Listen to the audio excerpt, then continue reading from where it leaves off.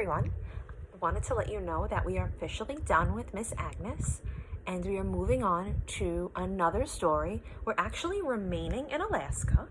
So we did Old Ways and New Ways, we did Miss Agnes, and now we are going to get to a legend. It's called a Tlingit legend. The T is silent, and it is actually the language that the Athabascans speak, as well as the villagers from Fred's family and friends. So it is called The Frog Princess, a Tlingit legend from Alaska. I want to let you know that a legend is a fictional story that teaches us a lesson. So we're very fortunate that we worked so hard on Central Message last week and this week. So then we're trying to figure out the lesson this story is teaching us. It will be a lot easier. Remember, a legend is kind of like a fairy tale, but this one is passed down from generation to generation to teach the future generation a lesson. Let's get to it.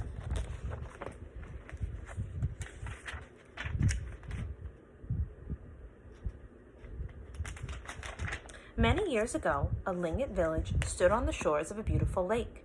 The village headman was a person of wealth and power. His daughter was one of the most beautiful girls in the Tlingit nation. Many young men came to the village, hoping to make her their bride. They brought rich presents for the girl and her father. However, neither the gifts nor any of the young men were ever good enough for her. Really interesting illustrations here. Marry you? Why, I would sooner marry a frog from our lake, she told one suitor whose eyes bulged slightly. Everyone in the village laughed. The poor young man left in disgrace and never returned. So here we have the princess rejecting the young man, and there he goes, disgraced.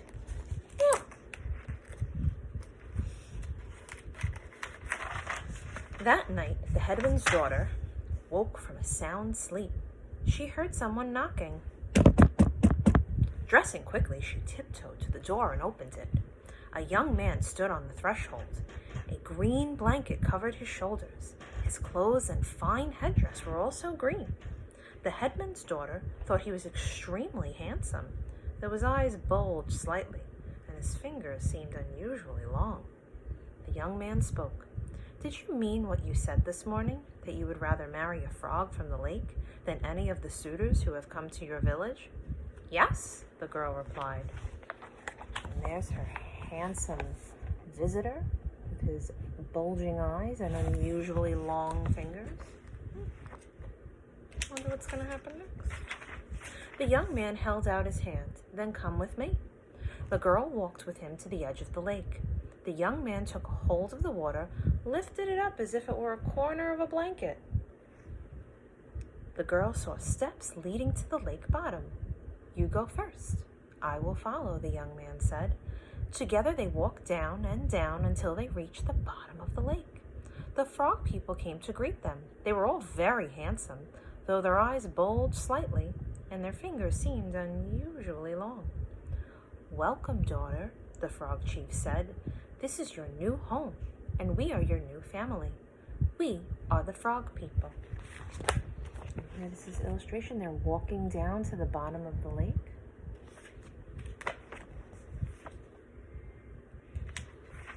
The frog people led her to a large cedar house.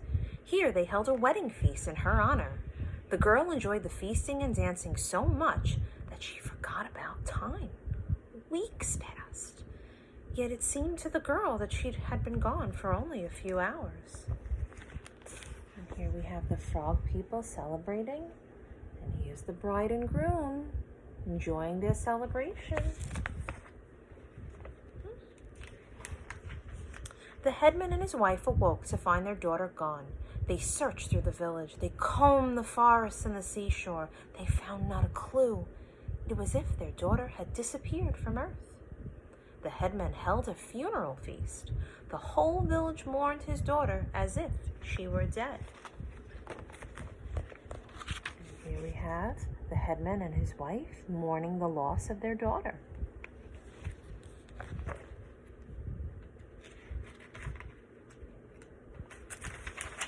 One morning, a traveler came to the village. He asked to speak to the headman. He told an unusual story.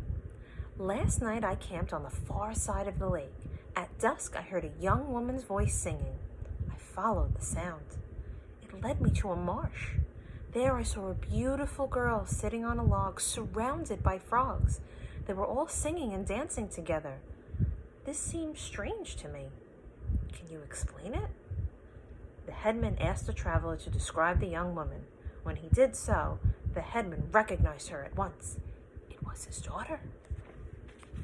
So here she is with the frogs.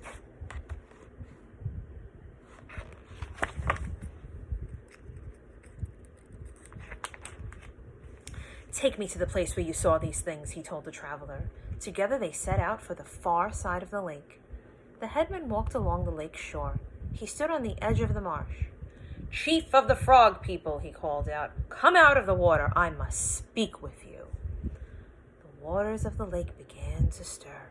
A giant frog hopped out onto the beach. What do you want? He croaked. I want my daughter, the village headman said. Give her back if she is with you. You have no right to keep her without her parents' consent. Here is the headman calling on the frog chief.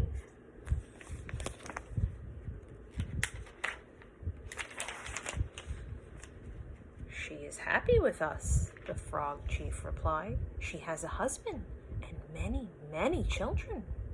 If you let her stay with us, we will give you great gifts in exchange. Keep your gifts, I want my daughter, the headman replied. If you do not give her up, there will be a war between your people and mine. We will dig ditches to drain this lake. When the water is gone, your people will have to leave. I will find my daughter and take her. So here's that headman. He's angry. He's very angry. And there's the frog chief.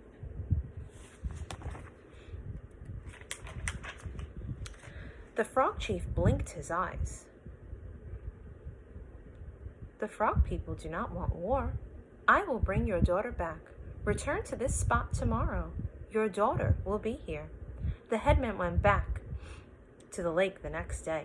As the frog chief had promised, his daughter stood waiting for him on the beach. She appeared to be in good health, though her eyes bulged slightly and her fingers had grown unusually long. She was dressed in beautiful clothes. A large pile of gifts lay at her feet. Here she is, waiting for her father.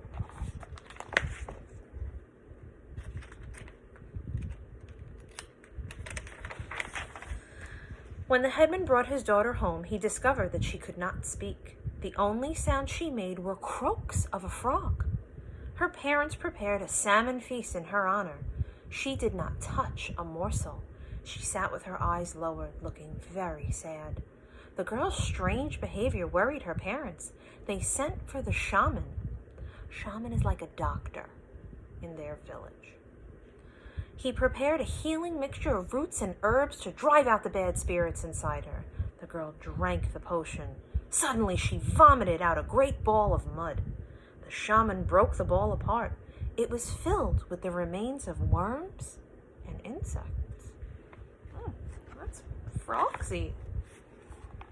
There's the shaman. She's very sad, and he's mixing up that potion.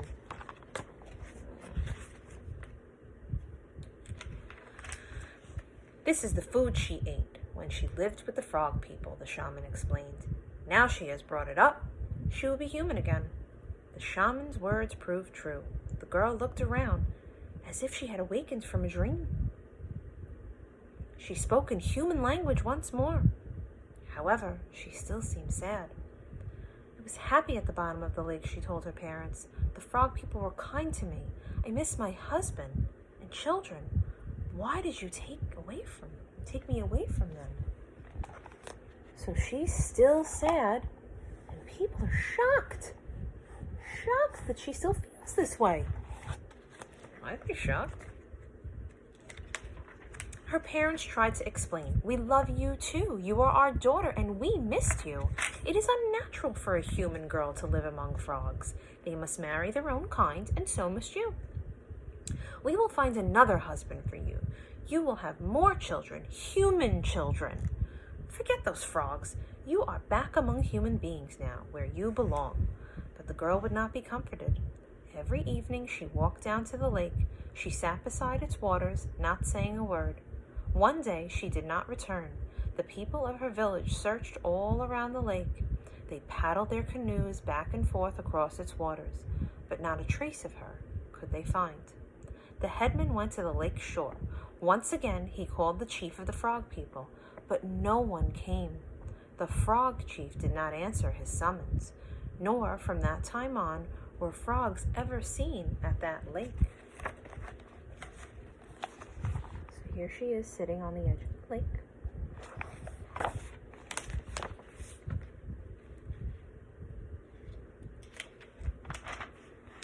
But it is also told that once, long after these events, a traveler passing through the mountains camped beside another hidden lake. That night, as he prepared his dinner, a frog hopped into the light of the campfire. She spoke to him. "When you come to a certain village, ask to speak to the headman. Tell him that his daughter is well, that she is happy here with her husband and children." Having said these words, the frog jumped back into the water. The traveler saw her no more. That evening, as the traveler later told the headman, he heard a great number of frogs calling to one another back and forth across the lake.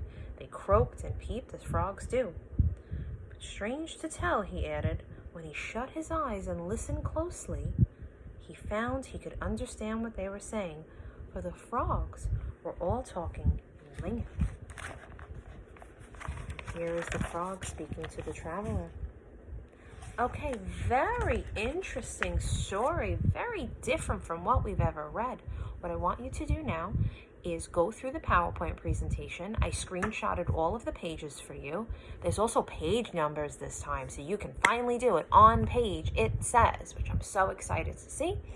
And there are questions to choose from. Please choose to using RAD, restate, answer, detail, detail, tie it up in a pretty bow for a conclusion. I cannot wait to read your responses. Have a great day, guys. Bye.